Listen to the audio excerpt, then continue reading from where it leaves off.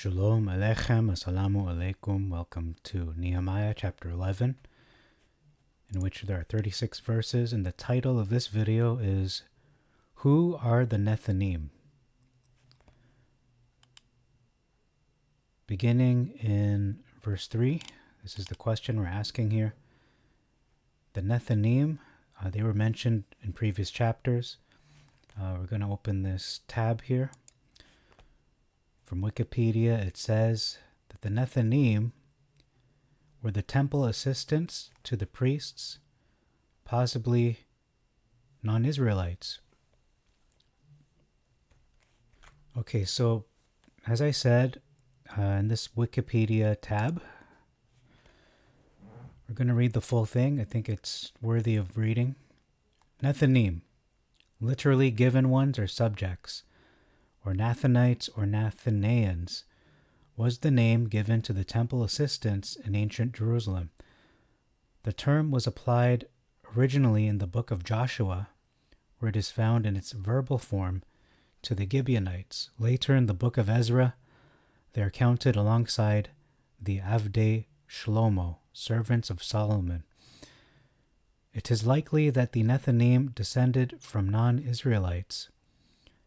Opinion is divided as to whether the Gibeonites in Joshua are to be connected to the NETHINIM of later texts. Others theorize that they were the descendants of Midianite war captives as described in Numbers 31. So there's a lot of ideas as to their true identity. Etymology. NETHINIM is derived from the Canaanite verb antn, which means to give. It occurs 18 times in the Masoretic text, always in the plural. Translations and spellings. In English, NETHINIM is one of several Hebrew words which are transliterated rather than translated in the King James Version. It is also the most common academic spelling. The form Nathanites is found in the Douay-Rheims version and consequently in the Catholic Encyclopedia article Nathanites. In Greek, the Septuagint transliterates NETHINIM as oi nathinaoi. Hoi nathinaoi. In Ezra and Nehemiah, as we're reading. On one occasion, translated into Greek as hoi didomenoi, the given ones. Josephus renders the term as temple servants or hieroduloi. The Vulgate has Latin nathanae. In Syriac, the Peshitta follows the Hebrew, except that 1 Chronicles 9 renders NETHINIM with the Syriac geora, which is the equivalent of the Hebrew gerim in the plural form. Hebrew Bible. In the book of Joshua, the NETHINIM are mentioned in a passage concerning the leaders, Nesim, of the congregation, a term also utilized in the ruling assembling of post-exilic Yehud Medinata. The passage has been read as one that confers legitimacy on this class, or alternatively criticizing them for acting autonomously. In the latter regard, it is contended that the author of Joshua blames these leaders, independently of the priesthood, for inducting the Gibeonites into cultic service in Jerusalem. In Talmudic tradition, they became associated with the NETHINIM. The NETHINIM are mentioned at the return from the exile, and particularly enumerated in Ezra 2 and Nehemiah 7. The original form of the name was Nethunim, as in the Ketiv, consonantal reading of Ezra 8. It means given or dedicated, that is to the temple. The Talmud also uses the singular from Nathin. In all, 612 NETHINIM came back from the exile and were lodged near the house of the NETHINIM at Ophel, towards the east wall of Jerusalem, so as to be near the temple where they served under the Levites and were free of all tolls from which they must have been supported. They are ordered by David and the princes to serve the Levites. The men of Gibeon, with Melatiah the Gibeonite at their head, repaired a piece of the wall of Jerusalem near the old gate on the west side of the city, while the Nethinim dwelt at Ophel on the east side. So I'm going to take my voice down a notch because I'm going to lose my voice if I continue this way. Many of the names enumerated in Ezra 2 for the Nethinim appear to indicate a foreign provenance, including people of Arab, Ishmaelite, Egyptian, Edomite, and Aramaic ethnicities, with nicknames appropriate to slaves. Most of the names of the parents mentioned seem to be feminine in form or meaning, and suggest that the Nethinim could not trace back to any definite paternity, and this is supported by the enumeration of those who could not show their father's house. Interpretation. So we closing out this tab. At the time of Nehemiah and Ezra, they were fully integrated into the Judean community and were signatories to the former's covenant. Several centuries later, their status had declined rapidly. In the 10 genealogical classes Yahuhasin set forth in the Mishnah, they are ranked above Shetukim, people of whose paternity is unknown, and Asufim, foundlings. But beneath Mamzerim, the offspring of illicit unions, and were prohibited from marrying Israelites of good standing, though intermarriage between the last four classes, which included freed slaves, was permitted.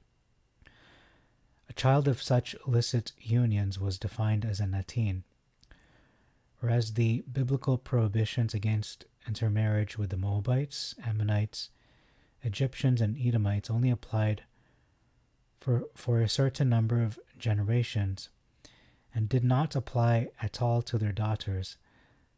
The ban on marriage with Mamzerim and Nethinim was deemed perpetual and applies both to males and females. And lastly, Jehovah's Witnesses use the term Nethinim to refer to members not claiming to be anointed who are selected to assist the governing body. Okay, so that's not biblical.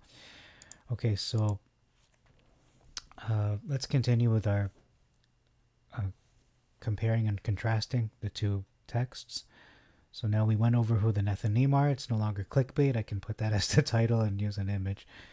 So again, they were temple assistants to the priests, the Levites, and most likely were non-Israelites because they were not allowed to marry or intermarry certain classes within Israel. Let's skip to verse 9. It says here, the word second, the footnote says in the city versus of the city.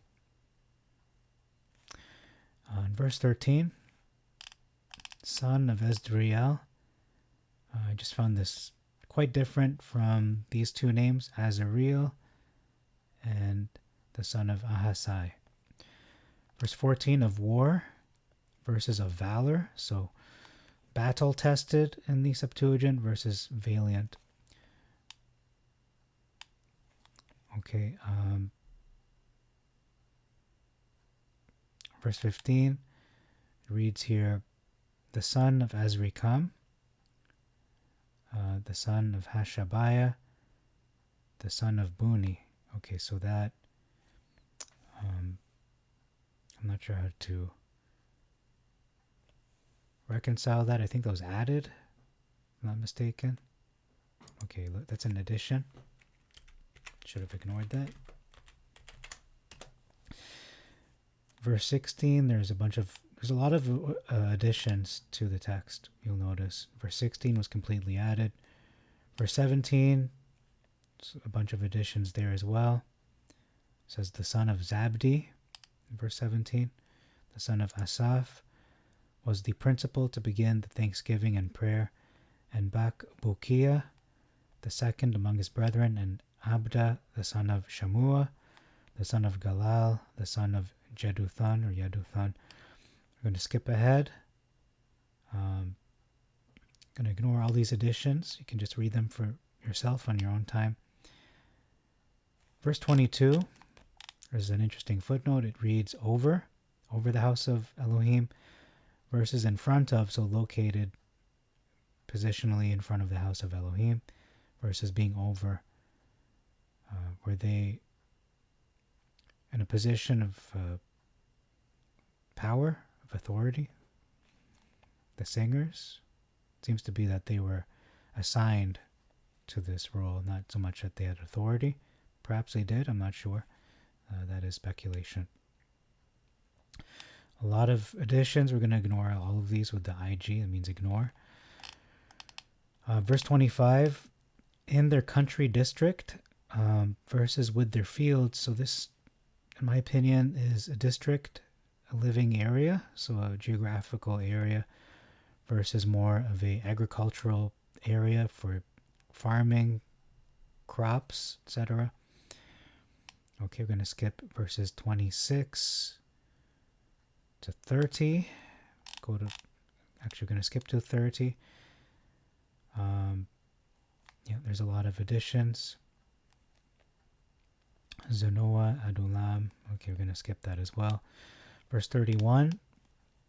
Range. So we have a range of from one point to another point. We see here in the Septuagint from Gibeah up to Michmash. So that is an insertion, but perhaps that is from point A to point B. But in the Masoretic, it's not interpreted that way. It's talking about how Geba is located at Michmash. So it is in Michmash. So subsidiary, you could say, of Michmash. And that's it for this chapter. So that's it. Thank you very much for your time. I hope it was informational.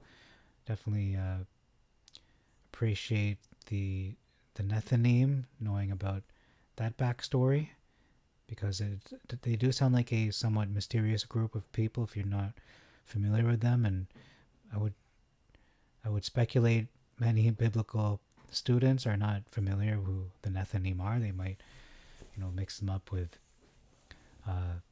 the Nephilim, for example. It sounds phonetically similar to that group. So thank you very much for your time. Until next time, I bid you all shalom aleichem, assalamu alaikum, iridi mazisu, pax vobiscum, peace be unto you, and maranatha.